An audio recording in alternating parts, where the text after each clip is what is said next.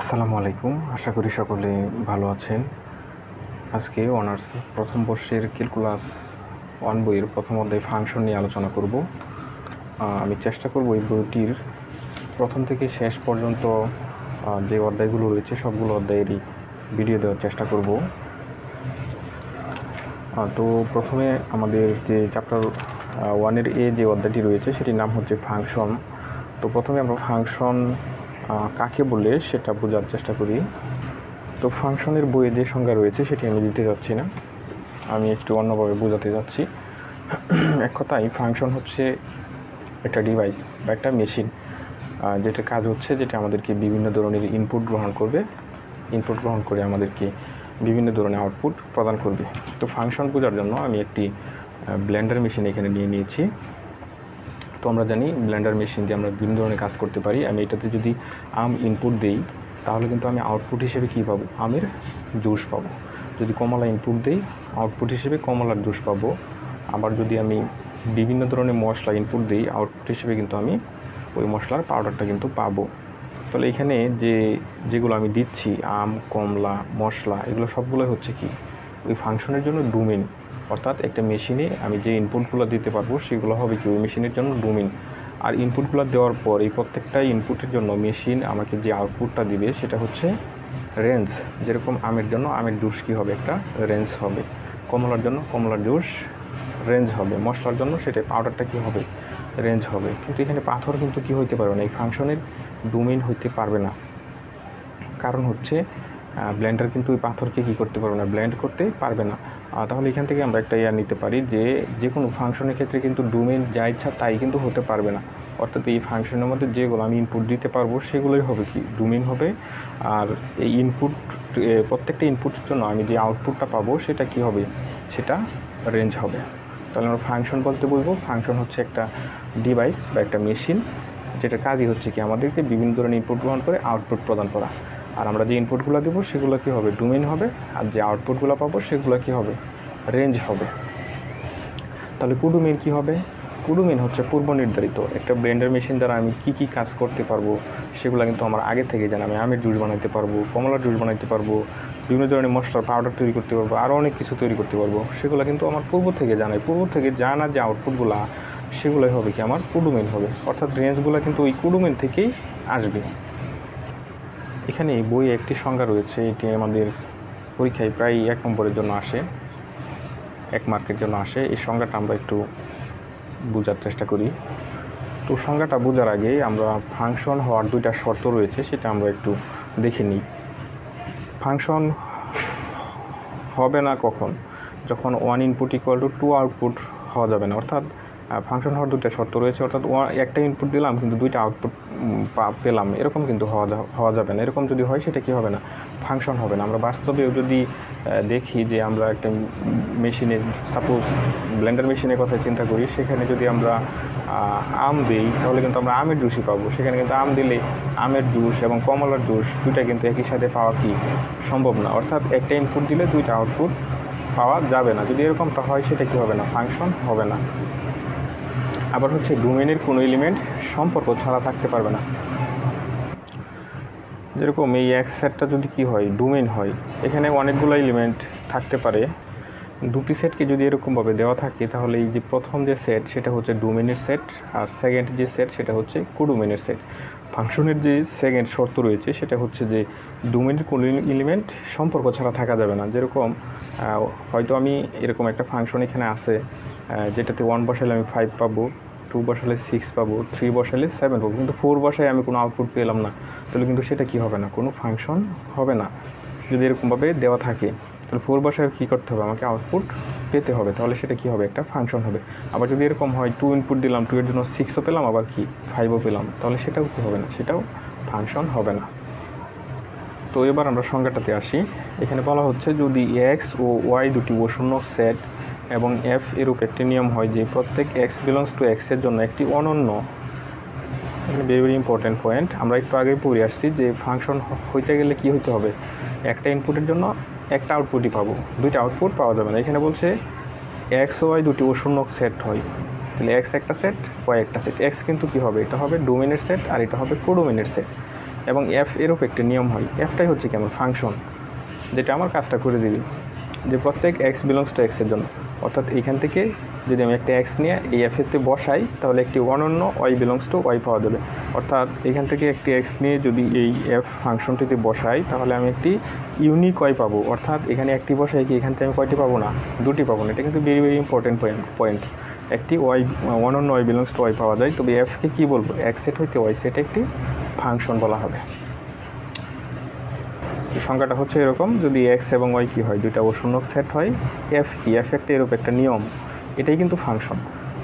সে কি করবে, এখান থেকে একটা এক্স নেবে, নিয়ে সে এখানে বসাবে, বসানোর ফলে যদি ইউনিক মানে অনন্য ওয়াই সেট থেকে অনন্য একটা এলিমেন্ট পাওয়া যায় তাহলে এফকে কী বলবো, এক্স সেট হতে ওয়াই সেটে একটা ফাংশন বলবো। ইয়াকে এরকমভাবে প্রকাশ করা হয়, F such that X tends to Y দ্বারা প্রকাশ করা হয়। আর ডোমেন কোডোমেনের ক্ষেত্রে আমি আগেই বলেছি যে এই এক্স সেটটা কী হবে, এটা হবে ডোমেনের সেট, আর ওয়াই সেটটা হবে কোডোমেনের সেট। তাহলে ফাংশনকে প্রকাশ করা হয় F such that X tends to Y দ্বারা প্রকাশ করা হয়, যেখানে এফ হচ্ছে কি ফাংশন, আর এক্স হচ্ছে কি ডোমেনের সেট, ওয়াই হচ্ছে কি কোডোমেনের সেট। তাহলে আমরা কী বলতে পারি, এক্সকে এফ এর কী বলবো, এফ ফাংশনের জন্য এক্স কী বলবো, ডোমেন বলবো, আর ওয়াইকে কী বলবো, এফ এর কোডোমেন বা কাউন্টার ডোমেন বলবো। তাহলে রেঞ্জ কী হবে, তাহলে রেঞ্জ বোঝার জন্য আমরা আবার এখানে চলে আসলাম। তাহলে রেঞ্জ হচ্ছে কি, আমি ডোমেন থেকে বসানোর ফলে যে আউটপুটগুলো পাবো সেগুলাই হবে কি রেঞ্জ হবে। যেরকম 1 বসায় আমি 5 পাইছি, 2 বসায় 6 পাইছি, 3 বসায় 7 পাইছি, 4 বসায় 8 পাইছি, 9 কিন্তু আমি কোনো আউটপুট পাই নাই। তাহলে 9 কিন্তু কী হবে, কোডোমেন হবে, 9 কিন্তু রেঞ্জ হবে না। অর্থাৎ ডোমেন থেকে লিমিটগুলো বসানোর ফলে আমি কোডোমেন থেকে যে আউটপুটগুলো পাবো সেগুলো হবে রেঞ্জ, আর যেটা আউটপুট হবে না সেটা কি হবে, সেটা অনলি কোডোমেন হবে, সেটা কিন্তু রেঞ্জ হবে না। 8 কিন্তু কি কোডোমেনে হবে, আবার কি রেঞ্জ হবে। তাহলে এখানে রেঞ্জের ক্ষেত্রে বলা হচ্ছে ওয়াই সেটের অন্তর্গত সকল অ্যাপ সম্পর্কিত উপাদান বা প্রতিবিম্ব নিয়ে যে উপসেট গঠিত হয় তাকে ফাংশনটির রেঞ্জ বলা হয়। প্রতিবিম্ব বলতে হচ্ছে যে এক সেটের একটা এলিমেন্ট নিয়ে আমি কি করলাম, ফাংশনে ইনপুট দিলাম, ইনপুট দেওয়ার পরে যে আউটপুটটা পাবো সেটাই কি হবে, সেটা হবে রেঞ্জ হবে। আর এটা হচ্ছে কি প্রতিবিম্ব। তো আশা করি ফাংশনের ডোমেন, কোডোমেন এবং রেঞ্জ বিষয়টা আপনারা বুঝতে পেরেছেন। এই অধ্যায় থেকে মূলত আমাদের ডোমেন এবং রেঞ্জ বের করতে বলে ওদের যে ম্যাথগুলো আসে পরীক্ষায়। তো এইগুলো বোঝার জন্য আমাদের ব্যবধি সম্পর্কে একটু ধারণা থাকতে হবে। এখানে প্রথমেই আমরা লিখেছি খোলা ব্যবধি, বদ্ধ ব্যবধি। খোলা ব্যবধি বোঝার জন্য আমি একটা সংখ্যার এক অঙ্কন করলাম, এটা হচ্ছে 0, এদিকে আমি 2 চিন্তা করলাম, এদিকে হচ্ছে 3 চিন্তা করলাম, এটা -2 চিন্তা করলাম এদিকে। খোলা ব্যবধির বিষয়টা হচ্ছে এখানে ফাঁকা থাকবে এরকম, আমি এখানে একটা বৃত্ত অঙ্কন করব 2 এবং 3-তে, আমি -2 এবং 3 এর মধ্যবর্তী সংখ্যাগুলো দেখাতে যাচ্ছি। তো এটাকে যদি এরকমভাবে লেখা হয় তাহলে খোলা ব্যবধির ক্ষেত্রে আমরা এরকমভাবে লিখব -2, 3, অর্থাৎ প্রথম বন্ধনী দিয়ে লিখব, প্রথম বন্ধনী দিয়ে বাম পাশে এলিমেন্টটা লিখব, তারপর কমা দিয়ে ডান পাশে এলিমেন্টটা কি প্রথম বন্ধনীর সাথে লিখব। তাহলে এটা দ্বারা কী বোঝাবে, এটা দ্বারা বোঝাবে হচ্ছে -2 থেকে 3 এর মধ্যবর্তী সকল সংখ্যা, কিন্তু -2 হইতে পারবে না, আবার কি 3ও হইতে পারবে না, অর্থাৎ -1.999 হইতে পারবে, কিন্তু -2 কিন্তু হইতে পারবে না। এখানেও কি 3 হইতে পারবে না, 3 চেয়ে ছোটো হইতে পারবে, যেরকম 2.999 হইতে পারবে, কিন্তু 3 কিন্তু হতে পারবে না। তাহলে খোলা ব্যবধির বিষয়টা হচ্ছে যে বাম পাশে যেটা থাকবে সেটাও হইতে পারবে না, ডান পাশে যেটা থাকবে সেটাও কি হইতে পারবে না। সেটা ব্যতীত তাদের কি হবে, মধ্যবর্তী সকল সংখ্যা হবে, অর্থাৎ -2 এবং 3 ব্যতীত এদের মাঝখানে যত সংখ্যা আছে সবগুলো হচ্ছে কি এই এর দ্বারা প্রকাশ করা হচ্ছে। এখন যদি আমরা বদ্ধ ব্যবধির কথা চিন্তা করি, বদ্ধ ব্যবধি মানে কি হচ্ছে, বদ্ধ মানে ব্লক করে দিতে হবে, এখানে যে বৃত্তগুলো থাকবে সেগুলো ভরাট করে দিতে হবে। তাহলে এটা দ্বারা আসলে কী মিন করে, তো বদ্ধ ব্যবধি লেখার ক্ষেত্রে যদি ব্লক করা থাকে তাহলে অবশ্যই যেটা ব্লক করা থাকবে সেখানে থার্ড ব্র্যাকেট দিতে হবে। তাহলে -2 ব্লক করা, থার্ড ব্র্যাকেট দিলাম, -2 লিখলাম, কমা, তাহলে এদিকেও ব্লক করা, 3 লিখে দিলাম।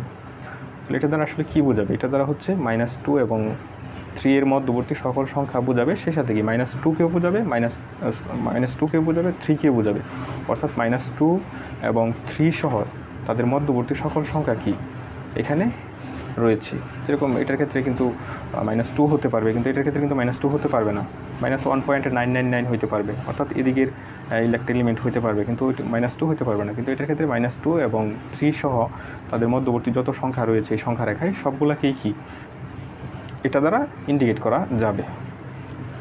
তো এখন আমরা জানবো অর্ধখোলা ও অর্ধবদ্ধ ব্যবধি। অর্ধ খোলা মানে এক পাশে খোলা থাকবে অর্ধবদ্ধ, আরেক পাশে কী থাকবে, আরেক পাশে বদ্ধ থাকবে। তাহলে এটাকে যদি লিখি, এখানে হচ্ছে অর্ধ খোলা, এদিকে আমি খোলা রাখলাম, অর্ধবদ্ধ এদিকে বন্ধ রাখলাম।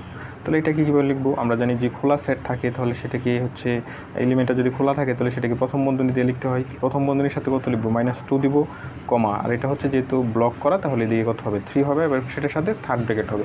এটা দ্বারা বোঝাবে -2 ব্যতীত এবং 3 সহ তাদের মধ্যবর্তী সকল সংখ্যা কিন্তু এটা দ্বারা ইন্ডিকেট করা যাবে। তো এখন রয়েছে অর্ধবদ্ধ ও অর্ধ খোলা। প্রথমে আছে অর্ধবদ্ধ, পরে আছে কি অর্ধ খোলা। বাম পাশে এলিমেন্টটা কী হবে, বাম পাশে এলিমেন্টটা বদ্ধ হবে।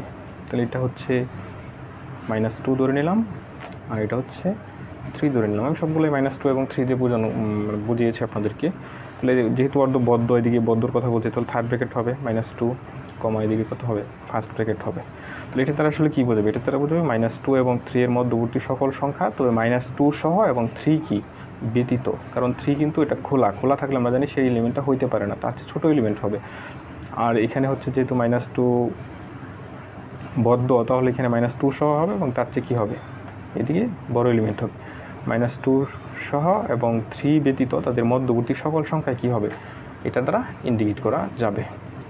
তো প্রথম ভিডিওটি এই পর্যন্তই থাকবে আজকে। যদি আপনারা চ্যানেলটি সাবস্ক্রাইব করে না থাকেন তাহলে অবশ্যই চ্যানেলটি সাবস্ক্রাইব করে রাখেন। আমি পরবর্তী ভিডিওতে ফাংশনের ডোমেইন এবং রেঞ্জ কীভাবে বের করতে হয় সেটা আপনাদেরকে দেখাবো। তো কোয়েশ্চেন কিন্তু ওইগুলোই আসে, ফাংশনের ডোমেইন রেঞ্জ কীভাবে বের করতে হয়। তো ওইগুলো করতে গেলে অবশ্যই হচ্ছে আপনাদেরকে বেসিক যে বিষয়গুলো জানা থাকা দরকার সেগুলো জানতে হবে, আর বেসিক বিষয়গুলো কিন্তু আমি এই ভিডিওতে আলোচনা করেছি। তো সবাই ভালো থাকবেন, সুস্থ থাকবেন, আল্লাহ হাফেজ।